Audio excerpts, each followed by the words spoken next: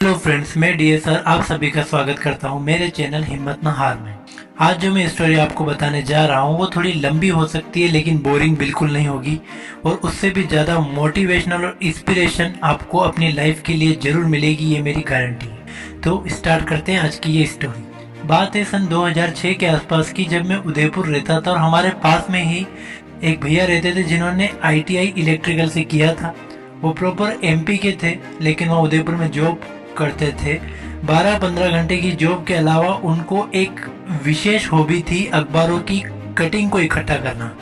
अखबार डेली पढ़ते थे, मैगजीन डेली पढ़ते थे, डेली कंप्यूटर कैफे पे जाते थे। वहाँ पर कोई भी इंफॉर्मेशन उन्हें मिलती तो वो उसको या तो लिख लेते थे या फिर उसकी कटिंग कर लेते थे। और उनका केवल एक ही फील्ड था, इलेक्ट्रिसिटी। वे कहते थे कि आने वाले टाइम में इलेक्ट्रिसिटी फील्ड में बहुत कुछ चेंजेस होने वाले हैं। आने वाले टाइम पे हर इंसान को 24 घंटे इलेक्ट्रिसिटी मिलेगी। इलेक्ट्रिसिटी बनने के बहुत सारे साधन, बहुत सारे फील्ड, बहुत सारे प्लांट्स यहाँ ओपन होने वाले हैं, जिसमें वो हमेशा सौर ऊर्जा, पवन ऊर्जा, भूतापी ऊर्जा और पता नहीं कई कई ऐसे टिप्स हमें बताते थे जिन्हें सुनकर हम उन पर हंसते थे कि ऐसा कुछ नहीं होने वाला। हम उन्हें उल्टा कहते थे कि भैया ये अखबार की कटिंग को इकट्ठा मत रखो, इसके बजाय पैसे को इकट्ठा करो, वही आपके काम आएगा।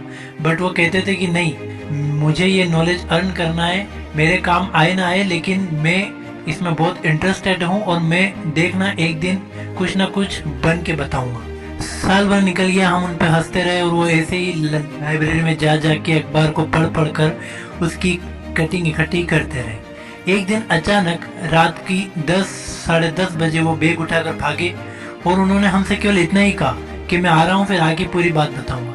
लगभग 2 या ढाई महीने बीत गए। हमको काफ़ी चिंता होने लगी कि क्या बात है, क्या हुआ होगा उनके साथ, कहाँ गए वो, पूरी बात क्यों नहीं बताई। उस समय फ़ोन की इतनी सुविधा नहीं थी, मोबाइल वगैरह इतने स्टार्ट हुए नहीं थे कि हम पूरी बात अच्छे से हो पाती। लगभग 2-ढाई महीने बाद वो आए। उनके एक हाथ में बैग था और एक हाथ में बड़ा सा मिठाई का डिब्बा था। वो काफ़ी खुश थे। हम सबको उन्होंने बिठाया पास में और अच्छे से अपनी स्टोरी शुरू करी। जिस उदयपुर की इलेक्ट्रिकल कंपनी में मैं काम करता हूँ उसका हेड ऑफिस जयपुर में है। जयपुर से एक दिन लेटर आता है जिसमें ये लिखा रहता है कि रिन्यूएबल एनर्जी, नवीनीकरण ऊर्जा से रिलेटेड बेंगलुरु में बहुत बड़ा सेमिनार होना है, जिसमें से हमारी कंपनी में से भी कुछ एम्प्लॉयज़ को हम भेज रहे हैं।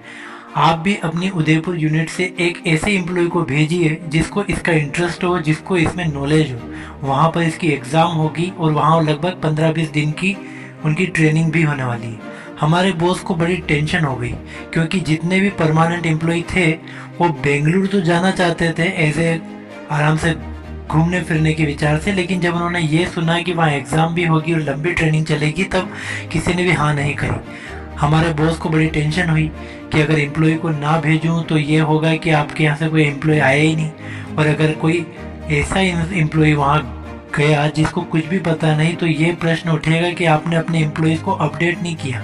जब मुझ तक ये बात पहुँची तो मैंने अपने बॉस को पूरी पेपर कटिंग बताई, मेरा इंटरेस्ट बताया, मेरी स्टडी बताई। तब उन्होंने मेरा नाम रिकमेंड किया।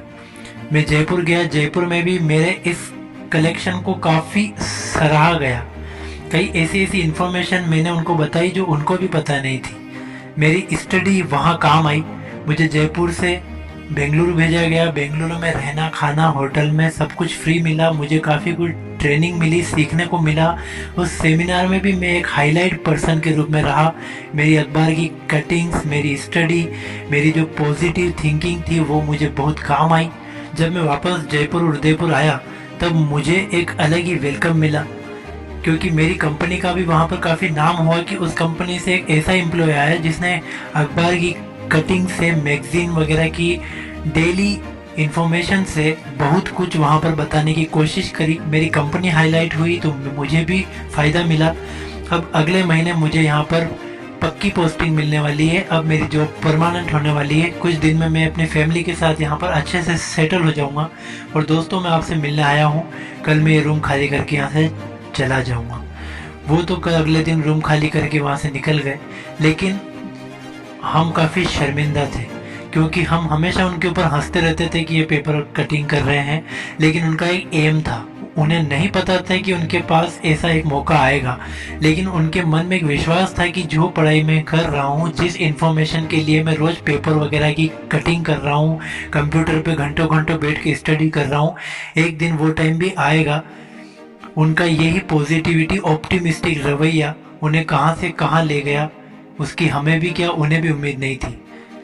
जो बातें उन्होंने पहले बताई थी वो सारी बातें अब यहाँ पर सफल हो रही है। अब जगह जगह पर पवन चक्कियाँ लग रही है, सोलर प्लांट लग रहे हैं, हर राज्य में 24 घंटे बिजली मिल रही है। जो उन्होंने कहा था कि आने वाले टाइम पे इलेक्ट्रिकल का फील्ड काफ़ी चेंज होगा, मोटरसाइकिल है, कार है, सारी इलेक्ट्रिक थिंग्स में चेंज हो रही है, ये सारी बातें उन्होंने पहले ही पता लगा ली थी और कहीं और से नहीं लगाई थी। यही किताबें, यही अखबार, यही मैगजीन उन्हें बताती थी। केवल ज़रूरत थी इनको ध्यान से पढ़ने की। तो दोस्तों, कई बार हमारे छोटे मोटे काम, हमारी हॉबीज़ हमें कहाँ से कहाँ ले जा सकती है, उसका हमें एक्सपीरियंस भी नहीं होगा। मैं यही कहना चाहता हूँ कि आपके पास भी अगर कोई ऐसा इंटरेस्ट है, आपको भी अगर लाइफ में आगे बढ़ना है, अगर आपको भी कोई ऐसा शौक है, तो चाहे हमारे जैसे कई लोग उन पे हंसे या आप पर हंसे, तो भी आप रुकिएगा मत, आगे बढ़ते रहिएगा, कभी ना कभी आपको मौका जरूर मिलेगा। ये स्टोरी आपको कैसी लगी, प्लीज़ मुझे कमेंट करके, मेरे वीडियो को लाइक एंड शेयर करके मुझे ज़रूर बताइएगा। अगर आप ऐसी ही स्टोरी को और जानना चाहते हैं तो मेरे चैनल को सब्सक्राइब कीजिएगा।